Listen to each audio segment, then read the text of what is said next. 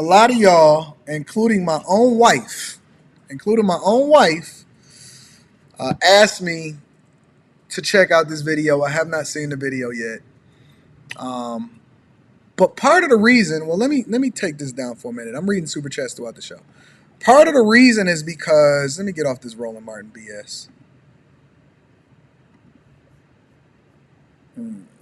This is what I have been seeing in the news, and let me share this with you guys really quickly.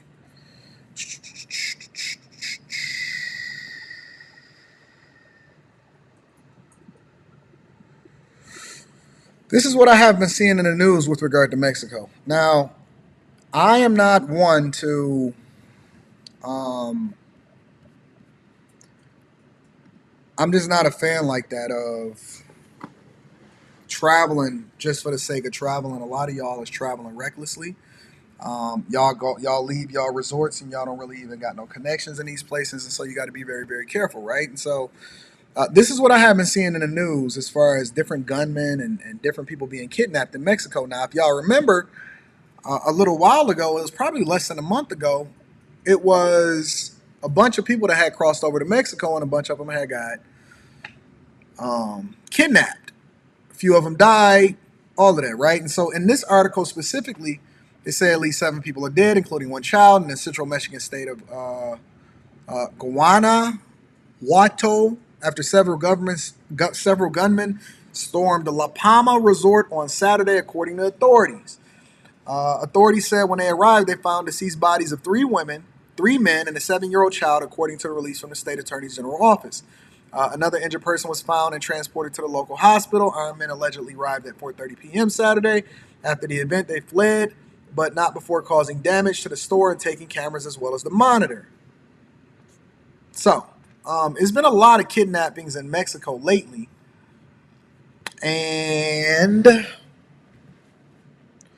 um, Mexico is still trying to protect that tourism bag too, though, right?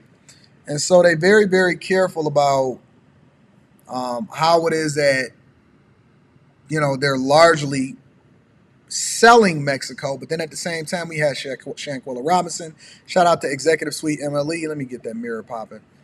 Uh, it's a lot of different things that's happening over there, and I'm not forgetting about Shanquilla Robinson. But more importantly, um, the group of people that went over, I guess they sat down with what's his name, Anderson Cooper. Anderson Cooper, and they told their story of what happened. So I have not seen this video yet, but I want to share it with you guys, and I want to react to it in real time. And so make sure y'all hit a like for the YouTube algorithm, subscribe to the channel, and turn on your notifications. Let's see what they got to say.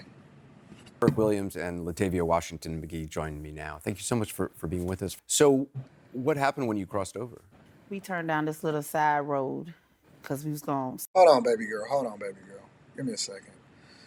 Is that an earring in your... Why she got an earring in her cheek? The new thing is what? An earring in your cheek? Yeah, a lot of people get it on both sides. It's called a dimple piercing. So people are getting piercings in their, like right here? That's a big thing now? My beautiful black queens. My beautiful sisters. I wish Umar Johnson would address this. My beautiful sisters, you never cease to amaze me. Reading super chat shortly. Make sure y'all tap into the Patreon. Link is in the description as well as pinned to the top of the chat. See if that led us to the destination and we was gonna turn around. We heard a car beat the horn and pulled around us. Zendel was in the back seat. He said, "Don't stop." He saw a gun. Let me back up for a minute. I need to see something really quickly.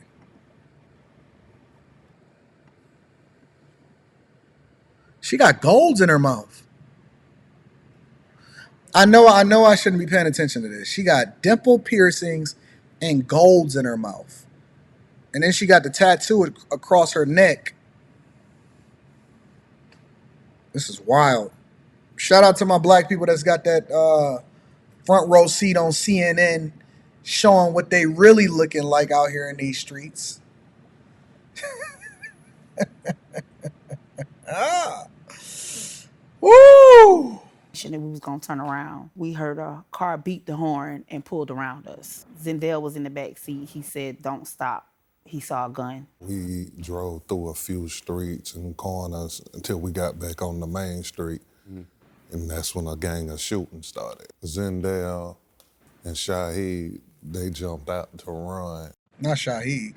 and they were gunned down. They was at Tay window beating on her window with a little gun, probably a 9mm. And I jumped out of the driver's side. And when I jumped out on the driver's side, that's when I was shot in both legs. He was on the ground for maybe like 10 minutes. Here's the real question. Now, this is all harrowing, a harrowing story. Am I pronouncing it right? Harrowing story? A harrowing story. This is a harrowing story, right? Here's my question, though. And this is the thing that I want to know. Maybe I'm the only one.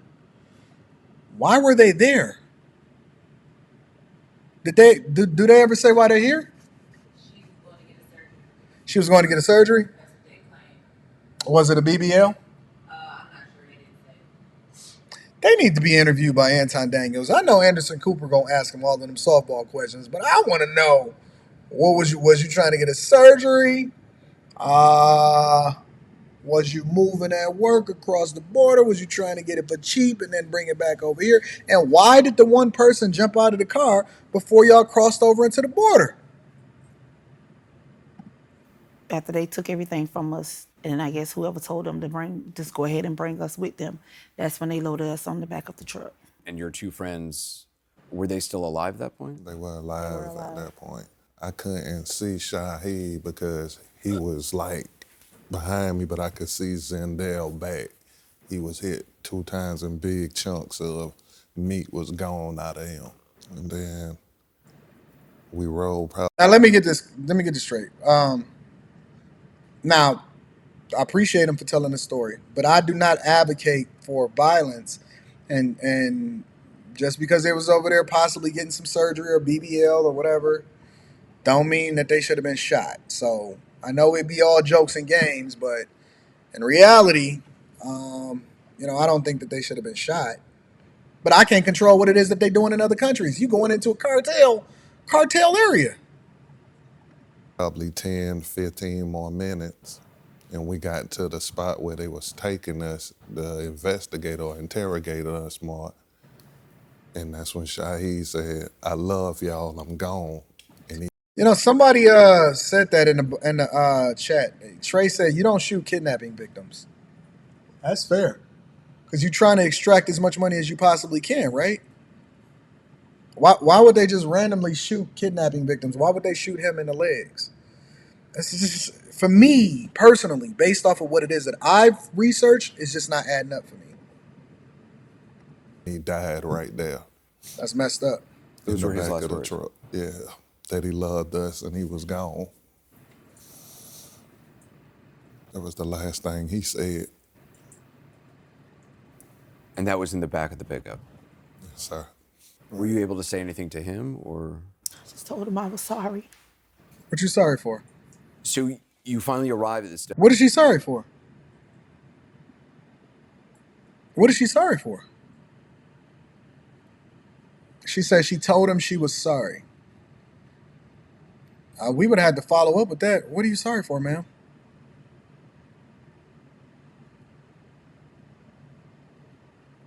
Destination. What was it? It was a. It was a house with a lot of Mexicans outside with guns. Putting on Diablo mask, red plastic mask. They put masks on? Yeah, it was putting the guns to our head, telling us not to look up, things like that. Had you gotten any kind of medical treatment? The cartel took us to a clinic after we left from the spot where they was questioning us at. They told us, they was like, I guess after they kept asking us and our questions, our answers never. Stop following these chicks, man. Went over to Mexico and go get a BBL surgery. The next thing you know, everybody dead. Nah, you can't apologize to me. I'm not going. I'm not going. I'm not going.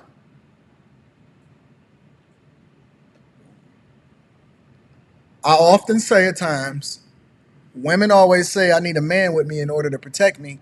No, you need a man to tell you you shouldn't be over there in the first place. That's another version of provision and protection. Protection is a man saying, yo, what the fuck you doing? Sit your ass down. You can't go over there. I'm not going. Call me what you want. Call me scary. Call me all of that. Yep.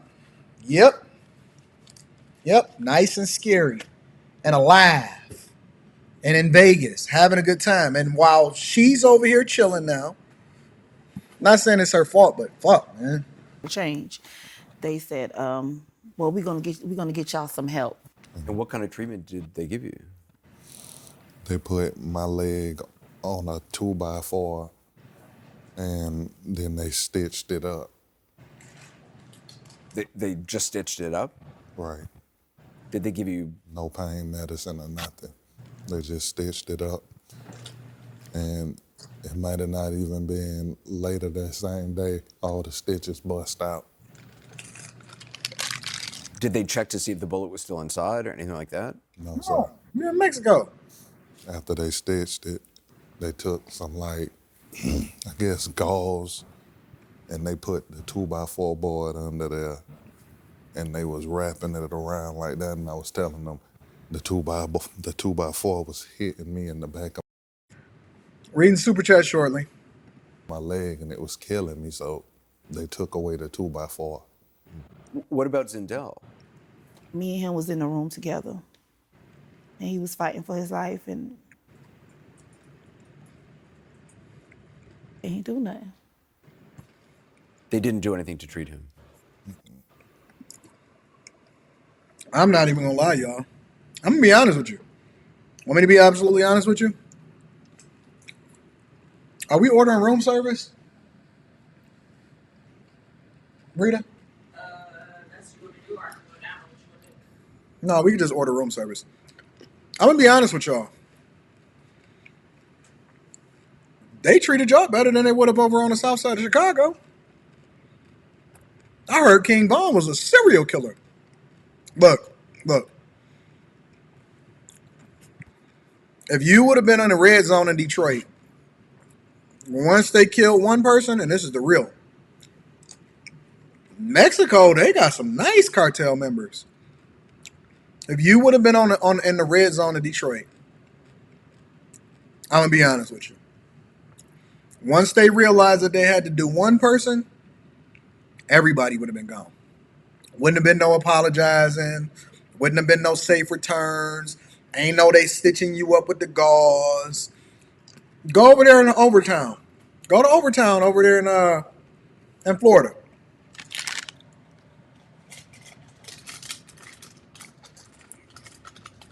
I don't know what the heck y'all, what kind of nice criminals that y'all ran into, but over in the red zone in Detroit, I don't even stop. And I got friends over there. Over there in certain parts of Highland Park in Detroit, don't pass go, don't collect $200, don't do nothing. I don't know. These some nice criminals. Was he conscious? Were you able to talk to him? Yeah. I talked to him the whole time. What do you say in a situation like that? I just told him I'm sorry because I asked him to come with me. And he was like, it's okay, I'm your brother. I'm supposed to be there for you. I love you. And is that where he died? They told, after he didn't fight so long, they was like, they was gonna take him to the hospital. Then they came back like maybe an hour later and it was like he was dead. So all this time, I mean, there's guys with guns around you, guarding you. Mm-hmm. They was like, we had to stay there for them to investigate us and different things. And like one of them was sitting by a chair, like where you sitting to, and he was looking at something on his phone. And I can remember the sound of that day of when it happened. Like I can remember the gunshots, the noise, and I heard it. And I asked him, I said, excuse me, is that us? And he said, yes. I said, can I see it? And he's like, hold on. And he turned the phone around and it showed a video of us being kidnapped and stuff like that. One of the gunmen actually showed you the video that we've all seen of you being kidnapped on the street. Mm-hmm. That's surreal. I mean, what did that? They got lucky. Does it sound like they would have never made it out alive if the dudes didn't necessarily make it onto the news? It sounds like they wouldn't have made it out alive if they hadn't made the news. That's what it sounded like to me. What was that like? I just started crying. It's like I'm never going home. Did it in any way help you to know that this video was out there, that people Yes, at least It knew? felt. I thought maybe it was just out in Mexico. I didn't know that it hadn't reached the To States. the United States, right? So I felt a little better, because I just didn't know our families knew anything that happened to us. You're a woman in custody with cartel gunmen. Were they threatening to you in violence, in sexual violence? I mean, Yeah, they said all that stuff, all that. They said, "Oh, what stuff?" Listen. I know this is supposed to be a harrowing story. How come I can't say harrowing? Am I saying that right, Rita? Yes. Harrowing? Yes. I know this is supposed to be a harrowing story, but you telling me that them gunmen seen them gold teeth and was like, "Oh yeah, we gonna bust you down, baby girl. We gonna bust you down. We gonna take over everything, and we not gonna leave nothing to your families."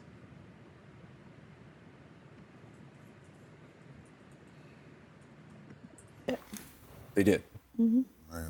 They tried to make us have sex with each other, And we but told them we was brothers we and sisters. brother and sister, and that she was pregnant. Wait a minute. They tried to make you have sex with each other. What did they say to you? They was like, "What are y'all?" We said brothers and sisters. And they was like, "Have sex with each other." I was like, "No, these are my brothers. I'm pregnant." Hoppo. Rita, did you see the end of this video? She said that they tried to make them. What kind of sick demonic junk is this? Ugh. You ain't got to worry about me hitting Mexico no time soon. Mexico, you on your own. You are on your own, Mexico. And she pregnant? Did you hear her say she was pregnant? I always miss that part. She said she was pregnant. Who was the baby daddy? It's so many question marks to be left unanswered. Can you see if you can reach out to them and see if we can get them on the show?